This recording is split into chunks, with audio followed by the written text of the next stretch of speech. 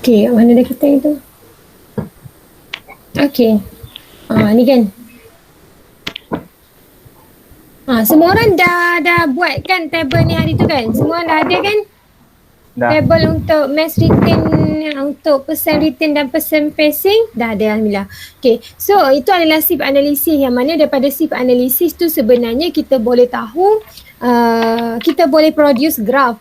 Daripada graph tu kita boleh tahu moisture content, maksudnya air yang ada di dalam awak punya tanah tu.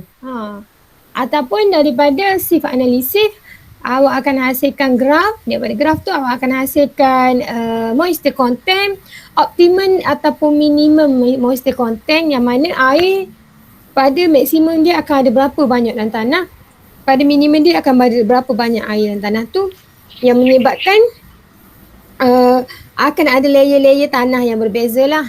Okay, akan ada gravel, kan, gravel batu besar tu. Kita ada granite, batu kecil sikit yang biji-biji tu. Kita ada sand, sandy, clay, pit soil. Pit soil apa? Pit soil. Tahu tak pit soil? Tak tahu. Pasir. Tak tahu apa. Sebut pasir. Tanah gambut. Oh. Nah. Tanah gambut. Pernah tak tengok tanah yang kita tanam nanas? Pernah. Nanas. Tahu tak macam mana? Dia gelap-gelap kan? Dia ni sikit kan. Ni gelap-gelap. Dia macam aka clay soil jugalah. Clay, marine clay. Marine clay ni tanah di tepi pantai yang warna hitam tu. Anda lihat kan. Okay, so kita go to the hydrometer analysis lah tu Dan. Okay, hydrometer analysis ni adalah one of mechanical analysis yang kita guna untuk kita differentiate our soil. Okay, first hari tu macam saya cakap sekali lagi. First hari tu adalah shift analysis untuk size greater than 0.075 mm. Maksudnya kalau saiz partikel saiz kita tu, biji-biji soil kita tu lebih besar daripada 0.075 mm, kita boleh guna shift analysis. Tapi untuk partikel yang kecil daripada 0.075 mm, kita akan guna hydrometer analysis. Okay, so this is the hydrometer analysis. Okay, untuk kita determination for the fine grain soil, maksudnya yang kecil kan. Okay, by mixing small amount of soil into suspension and observing how the suspension settle in time. Okay, so what I mean, hydrometer ni kita guna dia macam ni lah, dia punya ni. Kita akan ada alat dekat mamal kita kan, insyaAllah. Kita ada hydrometer ni penyukat ni yang ada merkuri ni. Ni ada merkuri tau, kat bawah ni bahaya kan kalau belajar dulu termometer, betul tak, yang ada merkuri. Yang cakap kalau dekat lab awak nak guna termometer mesti kepecah nak bagi bomba kan. Sebab bahayanya merkuri tu kalau awak terlangkah ataupun terpijak boleh memandulkan lah. Boleh mandul awak macam tu. One of that dangerous dia sampai ada big isu. Lah, sebab tu lah kena bagi bomba semua benda. Tu efek dia lah. Ada banyak lagi efek. Ada lagi macam efek dia kan? Kalau pecah mandul sebab saya pernah pecah kalau terpijak ke terlangkas ke. Itulah yang bahaya. That's why kena panggil bomba. Awak kena buat report benda tu. Sebab dia main dengan sel badan manusia. Dia tak boleh. Macam tu. Tapi saya senyap-senyap sapu tau. Lepas tu saya buang. Tak ada dah. InsyaAllah okey je awak. InsyaAllah okey je. Tak ada masalah. Tapi awak dah tak cakap ke kat cikgu awak? Tak ada. Belah. Saya tak tahulah itu apa betul ke tidak. Tapi itulah yang diceritakan saya waktu saya belajar dulu. Dan possibility. Kita memang sangat possibility tu ada. Tapi tak adalah benda tu semuanya tak kerja Allah kan. InsyaAllah tak ada benda. Asal awak tak adalah melangkah ke apa kan. Tak ada kan. Tak ada terpijak ke apa kan. Saya pegang lagi biji-biji tu benda. Ya ke? Kalau dia pecah kan. Kalau kena meja je biji-biji pegang. Curious tengok tu. Lepas tu sapu buang. Awak tak cakap kat awak punya makmal ni? Pembantu makmal? Tak ada sebab saya waktu tu saya yang pecah kan. Jadi saya takut sapu je buang kan. Ya Allah. Ya kot. Ke merkuri tu yang okey? Tak perasan ke hilang? Dia biji-biji je. Dia sapu. Kan dia waktu tu dalam termometer dia masih dalam cair. Dia bila dia pecah, dia tahu atas meja kan, dia biji-biji. Sapu lah guna tangan. Jadi saya buang. Habis lah mandul lah saya kalau macam ni. Over lah, insyaAllah tak ada benda. Tahu tak apa, insyaAllah ada benda. Kau.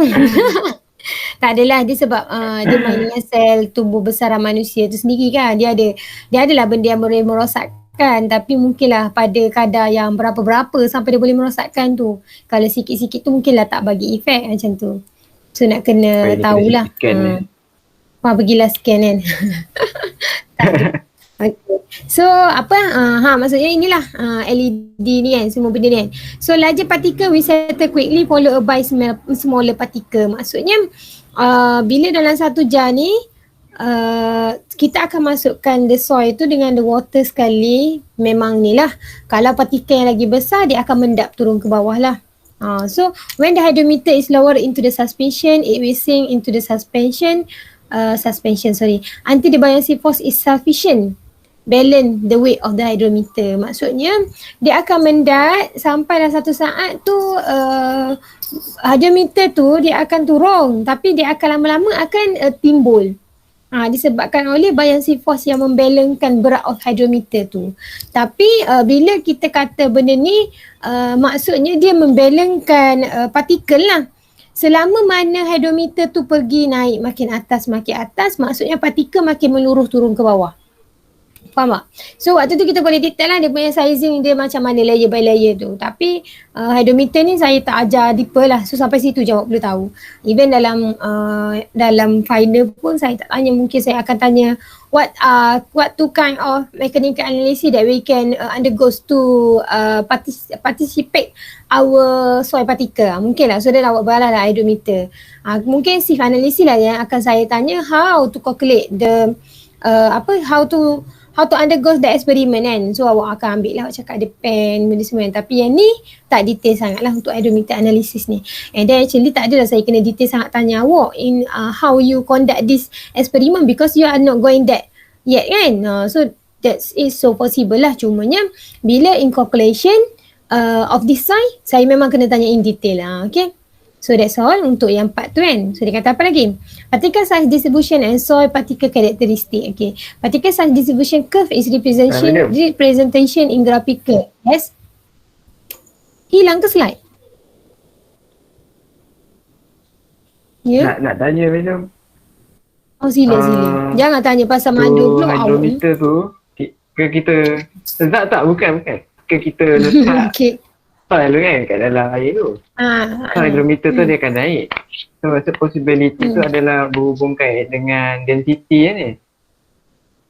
Dengan buoyancy force sekali. Density, buoyancy force. Dan hydrometer tu dia ada bacaan dia, lupa nak bagi tahu. Kan dia ada ni kan. So kita baca kat sini. Dia ada bacaan dia.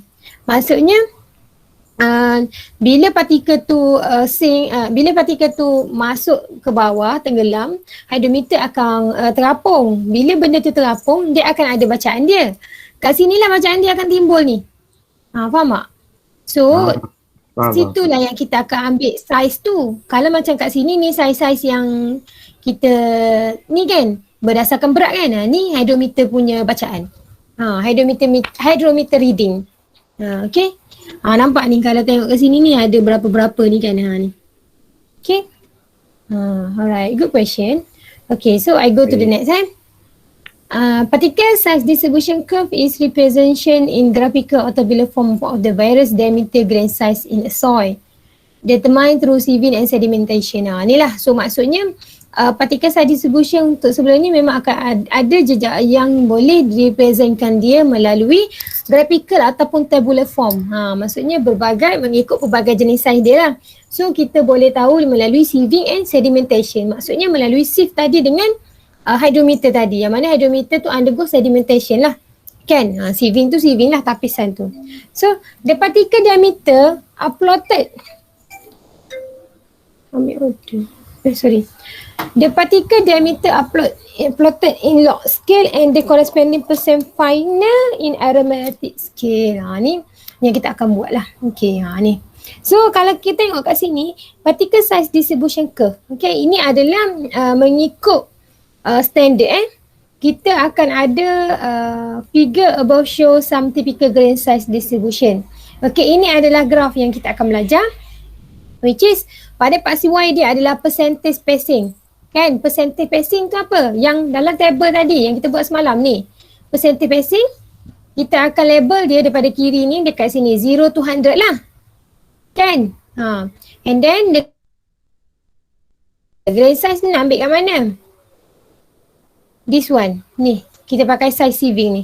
6.3, 3.35, 1.18, 0.6, 0.5, 425, 0.21, 212, 0.063 and pen. Okay. So itu adalah label daripada paksi X. Yang mana kalau you are in 0.015 kat kawasan ni lah kan. Maksudnya contoh.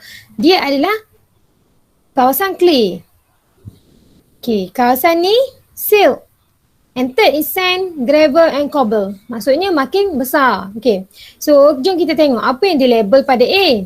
A adalah SP. Apa maksud SP? Dia terbalik sikit labeling kita punya standard ni. Kalau S stand for sand. P poor. Tapi dia kena poorly graded sand. SP. Dia terbalik. Maksudnya untuk graf A, nampak graf A ni? Graf A ni clear tak? Nampak tak yang saya tunjuk ni? Nampak. Nampak? Okay. Good. So untuk pada A ni maksudnya dia berada pada poorly graded sand. Graf dia tu adalah poorly graded sand. Berada di sini lah untuk A. Kita label dia A lah. Poorly graded sand seperti example flood deposit. Maksudnya bila dah banjir, air banjir bawa pasir. Pasir yang macam mana? Pasir yang tak kuat, yang miskin. Maksudnya dia tak kuat lah, poorly. And then pasir halus yang boleh jerelus. Jerelus tahu jerelus? Jerelus apa? Mendap. Bila you pijak, dia mendap. So dia tak adalah poorly lah. So mengikut USCSC, pasir pantai unified. Macam pasir pantai. Tapi pasir pantai tu dia lagi banyak kan. Dia jerelus lah. So dia adalah kalau ikut USCS dia poorly graded lah. Poorly graded. Grade yang miskin, grade yang murah ataupun grade yang tak kuat lah maksudnya kan. Okay. Yang rendah lah. Bukan tanah sawah padi macam jenis tanah lain kan, ni pasir pantai lah, greng. Pasir, sand. Pasir pantai. Tapi dia kata example float deposit. Maksudnya yang di bawah air, maksudnya dia mengalami transport of soil. Daripada satu keadaan ke satu keadaan. Kenapa? Kalau dia tak mengalami transport, pergerakan, confirm dia kuat kan. Tapi bila kita declare dia, example dia adalah flood deposit, maksudnya dia ada perpindahan. Kan? So dia tak kuat, dia tak cengkam tanah kat situ. So sangat mudah untuk jerelus lah. Macam pasir pantai yang mana dia datang daripada tengah, dia ditepuh ombak naik ke tepi, dia tarik balik naik ke tengah, dia langgar lagi balik ni. So dia tak kuat. Faham? Okay. So kita pergi pada pasir B pula, yang mana kita label dia sebagai SW, which sand well graded. Maksud dia apa? Sand well graded ni maksudnya example dia bagi sand with significant gravel fraction. Maksudnya dia ada gravel fraction. Daripada batu biji besar gravel, dia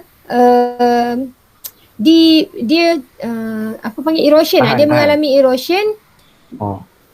Apa tahan?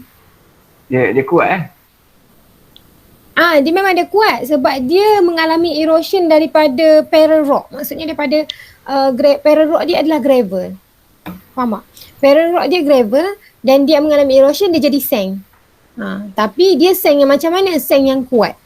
So dia panggil well graded lah untuk B ni. Okay. Kalau perasan untuk B ni dia merentasi berapa jenis tanah? Berapa jenis tanah? 3 kan? Yang mana kita ada stock sand and gravel kan? Maksudnya untuk sesuatu betul? Maksudnya kan apa maksud dia? Sekejap. Tak ada tulis kat sini. Tak boleh boleh. Sign ni. Okay. Kalau kita tahu kan, dalam sesuatu, awak pernah tak Main pasir. kalau awak nak melalui bukan macam nak bagi tahu macam ni je. Dalam satu keadaan tanah ataupun pasir, dia lagi kuat bila mana dia bercampur dengan kecil besar besar. Faham tak? Bila dia alone, dia tak kuat.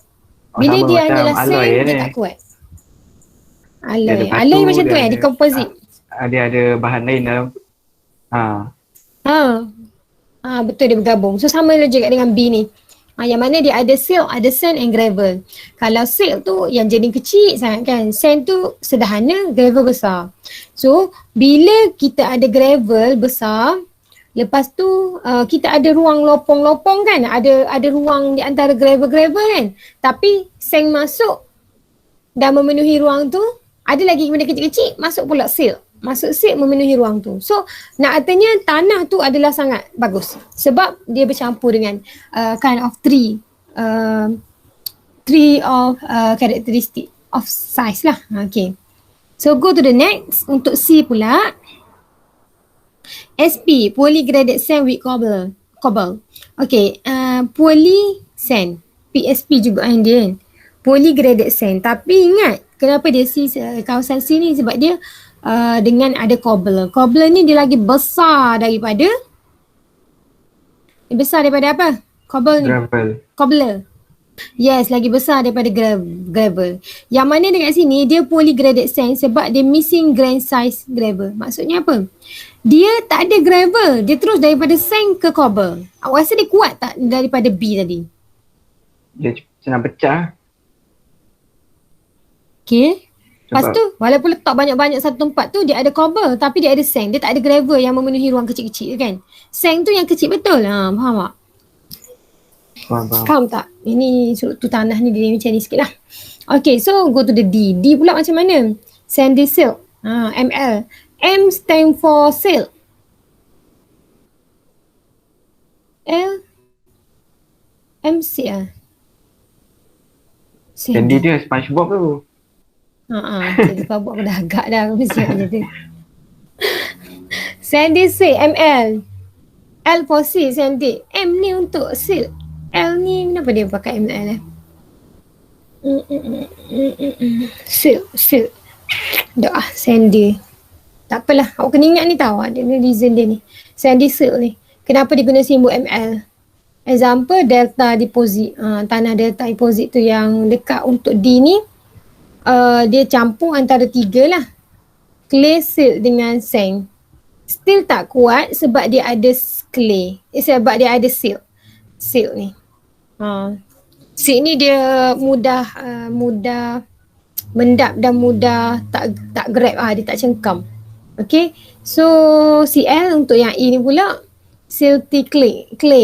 Silty clay. Maksudnya clay. Lagilah kan clay ni. Clay yang banyak sikit lah daripada D ni. Example. Clay tanah liat. Silt. Halus kan? Silt. So kalau sandy silt tu okey sikit. Kalau silty clay dia lagi halus lah. Maksudnya dia lagi halus lah. Mudah mendap. Betul. So ini adalah logarithmic of grain size. Okay. So let we see ni apa yang perlu kita buat. Kalau mengikut USCS. Okay. Apa USCS? Full name of USCS. Tahu tak? USCS. Unified Soil Classification System. Tengok kat mana tu?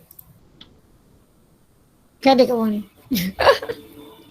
Okay, so katanya unified apa? Science Hilang. Unified apa? Dekat Dah hilang dah. Unified soy. Unified Soil Classification System. Yes. Unified Soil Classification System. Ini adalah standard yang kita gunalah. Maksudnya dia ada rujukan dekat dia ni. Kalau kita sebut mengikut USCS, orang tahulah apa USCS ni. Okay. Kita akan ada 2 kategori lah, akan ada separate. Tanah ni akan separate 2 kategori. Yang mana first untuk coarse grain soil, second fine grain soil. Okay, for first category, which coarse grain soil adalah more than 50 greater than 0.05 mm, which number sieve dia adalah 200. Okay, ingat kalau kita kata berapa saiz dekat nombor C 200 lah, tapi yang label dekat dalam tu saiz untuk 0.075 mm. Kenapa sebut pasal C 200? Dia adalah nama yang sama, which is 0.075 mm adalah sama dengan number 200 punya sieve. Maksudnya pen yang 200 label dekat pen, kita label pen tu nombor 200 adalah bersaiz 0.075 mm. Okay, kalau kita cakap pasal dia coarse grain size, coarse ni maksudnya kasar, besar, bermaksud untuk coarse grain size dalam sesuatu tanah melebihi 50%. Sorry. Okay, ayat saya betul, saya betulkan balik. Untuk tanah yang mengandungi saiz dia adalah 0.075 mm lebih daripada 50%, dia adalah coarse grain soil. Faham tak? Okay, contoh, awak ambil satu sampel tanah 2 kg. Okay, dalam 2 kg tu 1.8 kg dia adalah 1.8 gram. Kilogram 1.8 kg tu saiz dia besar daripada 0.075 mm atau number sieving dia. Untuk number sieving 200 sieve tu lebih besar daripada 50%, iaitu 1.8 kg. Kita ada 2 kg sampel. So 0.2 sahaja yang kecil daripada 0.075 mm, kita label dia sebagai coarse grain soil. Faham tak? Maksudnya coarse grain soil ni dia macam cakap besar lah. Besar je nak cakap tu je. Dia tak besar. Halus. Dia tak halus. Tapi yang besar dia tu. Yang fine grain ni dia halus lah tu. Betul. Tapi halus tak halus dia tu adalah 50% lah. Kalau lah you cakap untuk saiz 0.075 mm, saiz dia untuk saiz 0.075 mm dalam satu sampel tak sampai pun 1. Sedangkan sampel tu 2 kg. Tapi sampel tu 0.8. So dia tak sampai pun 1 kg. Sampel sebenar 2 kg. So bermakna dia tak sampai 50%. Kalau tak sampai 50%, bermaksud dia adalah tak sampai. Maksud dia adalah fine grain. Faham tak? Maksudnya apa dia? Kalau kita tapis tu kan, 0.075 mm. Maksudnya kalau kita tapis dia tak sampai 50% adalah dia yang pasir halus lah. Tapi kalau dia lebih daripada 50%, dia adalah pasir kasar lah. Betul. Jadi pasir yang lebih 50% tu adalah pasir yang menembusi tip tu ataupun pasir yang tidak menembusi? Yang lebih tu adalah pasir yang tidak menembusi. Okay.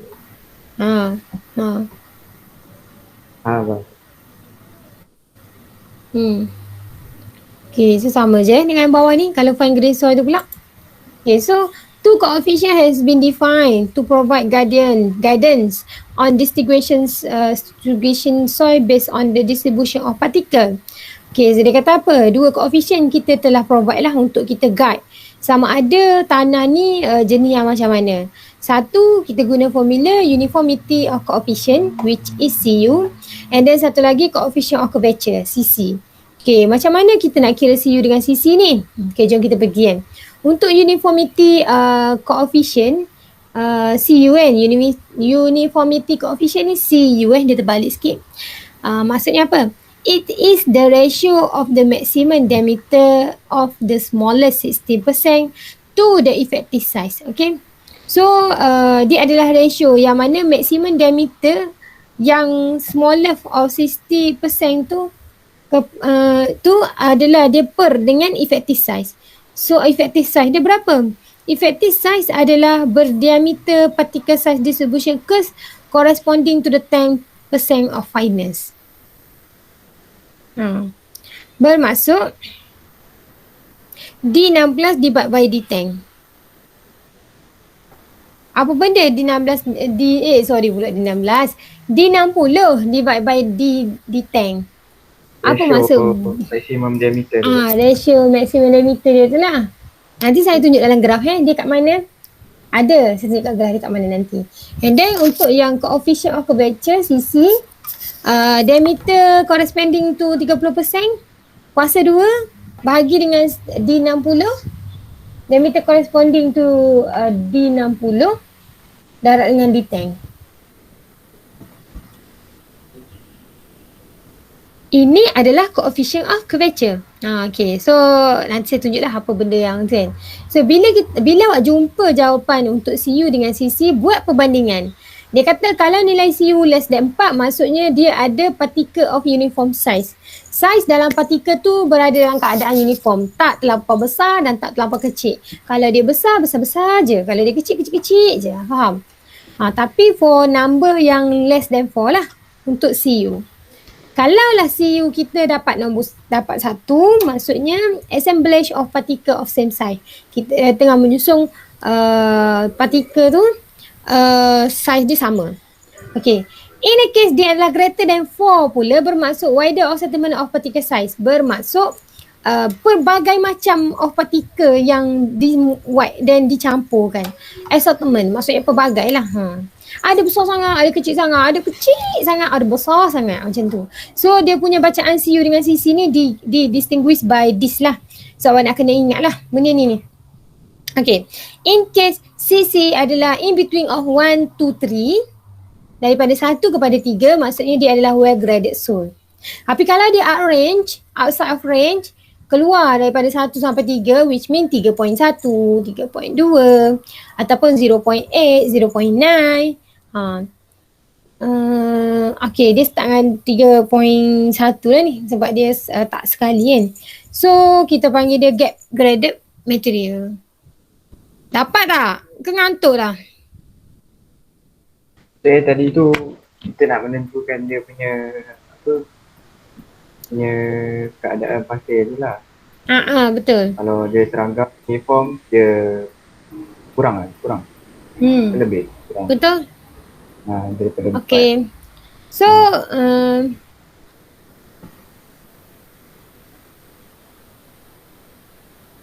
boleh? Boleh. Okay, so kita sambung Alhamdulillah, okay.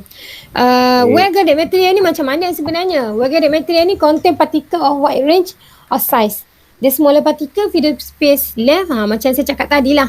Well graded material ni adalah satu benda yang ada besar, ada kecil. So dia akan menguatkan each others. You ada kaya, you ada miskin. So orang kaya bagi kat orang miskin dapat rasa dengan orang kaya, macam tu kan. So apa sifat dia adalah soil ni dia ada greater strength lah. Bila bersatu kita kuat, macam tu kan. Dan berbanding muafakat lah boleh. Berbanding poorly graded soil tu kan. Dan dia lower permeability. Permeability ni apa?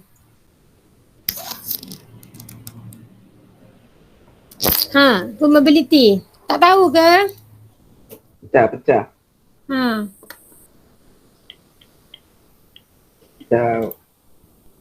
Apa permeability?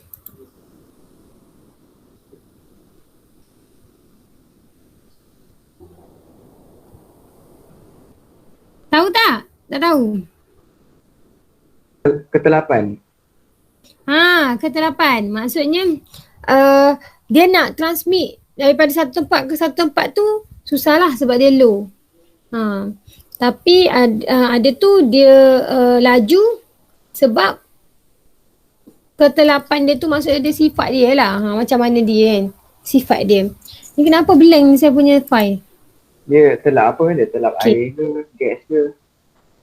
Telak air lah. Oh. Air ada dalam tanah.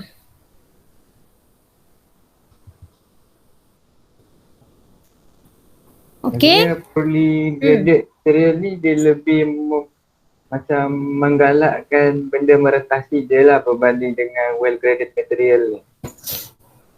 Betul. Oh, okay. Dia lagi support. Dia mengandungi large portion of uniform size particle. Maksudnya dia ada portion yang banyak lah untuk uniform size ni.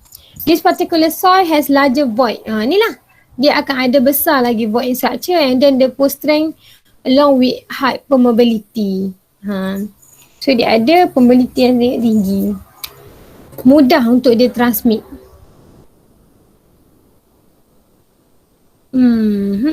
Okay. Next. Okay, ni untuk clay mineral ni saya sentuh sikit lah. Lepas tu jawab quiz kan. Untuk nak refresh kepala ngantuk kan. Okay, clay mineral. Mineral are crystallized material and make up the solid constituent of a soil. Mineral are classified according to the chemical composition and structure. The main group of crystalline material that make up clay are the mineral. Faham tak? Mineral are classified according to the chemical composition and structure. Maksudnya apa? Kenapa kita nak kena tahu pula pasal clay mineral ni? Ni just additional of note je lah. Crystalline tu dia apa? Dia mengeras ke? Crystalline tu maksudnya benda yang terhasil lah kat bawah ni kan, mineral kan. Yangnya daripada mana dia? Dari make up the solid constituent of soil. Daripada soil lah sebenarnya kan. So mineral ni biasa dia adalah dikelaskan dengan capital melalui chemical composition dengan structure dia. So main group of crystalline material ni adalah berbuat daripada makeup of material lah. Yang mana dia dipanggil sebagai kaolinite, illite and montmorillonite. Ni adalah nama-nama dia lah. Montmorillonite. So ini adalah benda daripada crystalline material punya, terhasil daripada crystalline material, yang mana crystalline material ni adalah dibuat daripada clay yang dekat mineral ni lah. Okay, so insyaAllah sebelum kita pergi kepada macam mana kita nak lukis graf tu yang saya nak show ke awak tu, boleh jawab soalan ni, quiz.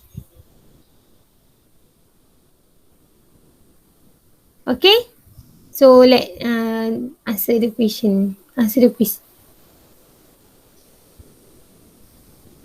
Okay, answer baca balik. Nanti bagi tahu saya. Saya bagi masa dalam 3 sampai berapa awak nak ni? 3.5? Halo? Nak jawab berapa? Jawab semua? Nak jawab berapa soalan? 10? 10 lah. 3.5? Bagi geng, dah berapa lama? 10 minit 10 soalan. 3.35 saya masuk balik. Baik. Okay, 3.35 saya masuk balik. Okay.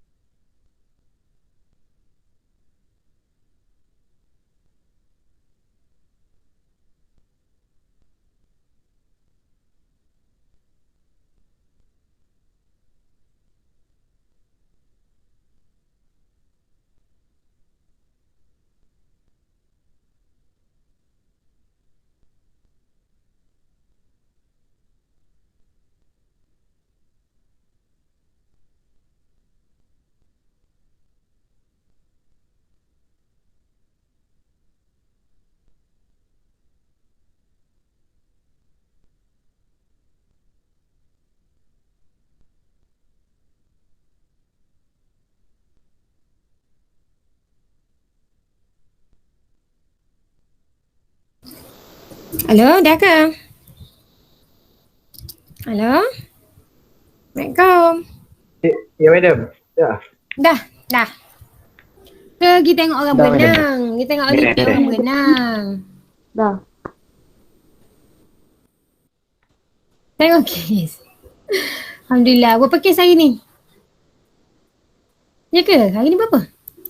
Ini Serius lah? sama je. Ya. Miss, Ya ke? tengah tengok ni Miss. 9,800 Berapa?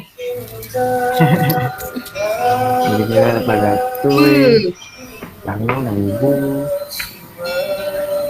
6,000. Miss Cam tak suara siapa Miss? 8,000. Siapa tu? Ramsha. Selangor. Alam Syah ni orang senyanyi tak Wih, tadi. Syah play.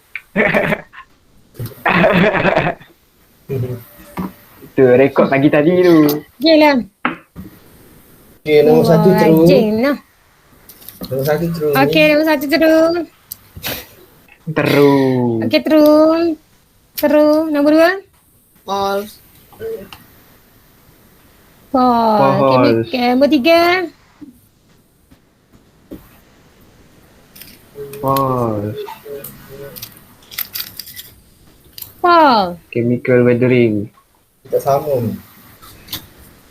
Okay. Dia berubah. Nombor 4. True. True. True. Nombor 5. True. True. Nombor 5. True. True Miss. True, betul. Nombor 6. False. False. True. Less than False. 0.05 millimeter. Dia besar Miss. False. False. Nombor 7 pun false. Tip. False. Nombor Lapan. 8. True. Mengaruh. Test ke fall?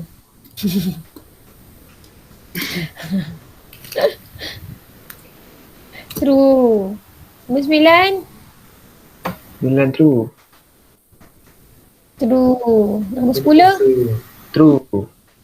True. Okay, good. Okay, so that's all lah untuk kita nak apa ni? Alamak, sekejap sepuluh. Untuk kita nak ni kan. Sekejap Nombor false. 3 pun false. Kedua false. 3 false.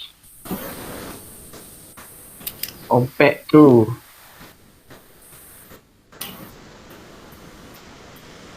Nak pergi air dah. Miss lagi. 5 true. 6 fake.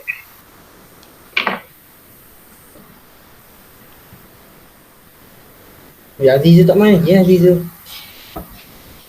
Dia tengah training guna basikal lajak dia dulu tu. Jauh yang main tadi. Dia potong angin kan, dia potong angin. Saya cocok tu. Tengah syok tu.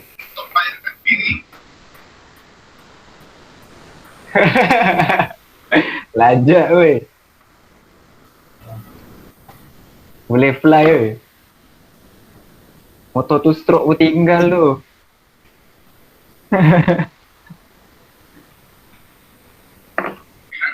Flyman jadi tu. Flyman lah.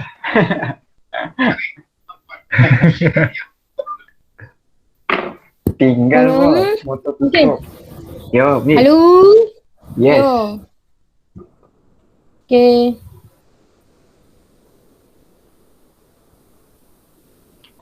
Okay.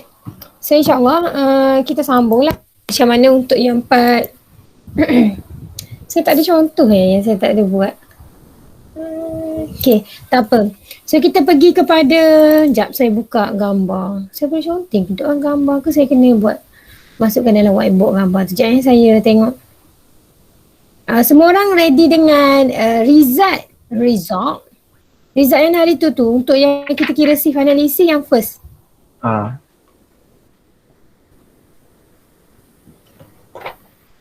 Okay, this one kan? Ya. Okay. Okay, sekejap.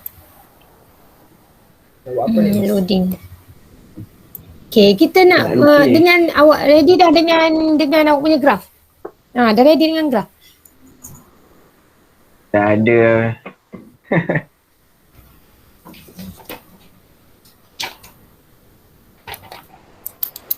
Dah ada dah graph? Dah ada. Okay. So, mana nak ni dia? Padam. Okay.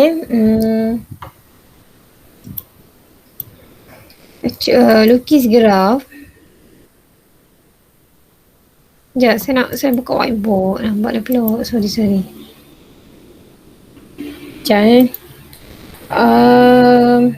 okay.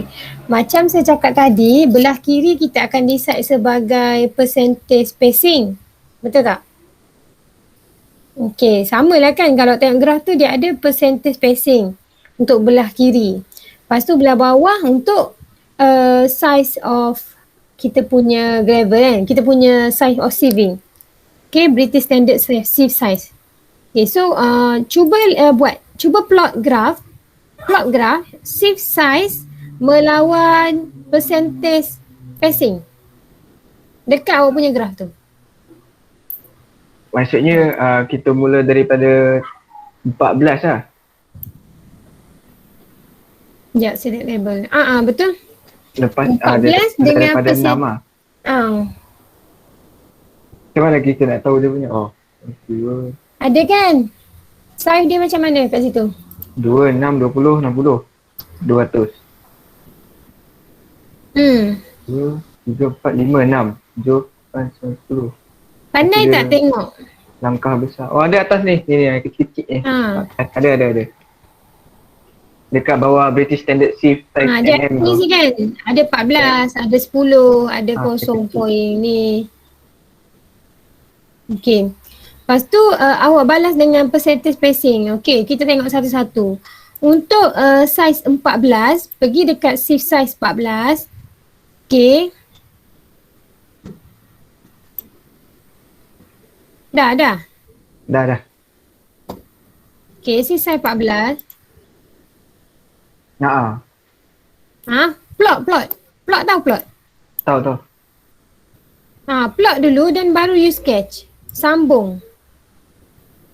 94. Sambung ke mana, Miss? Yang agak Dah buat dah. 94 pergi 14. Buat dulu. Macam kau plot graf biasa. Dia nampak kat mana?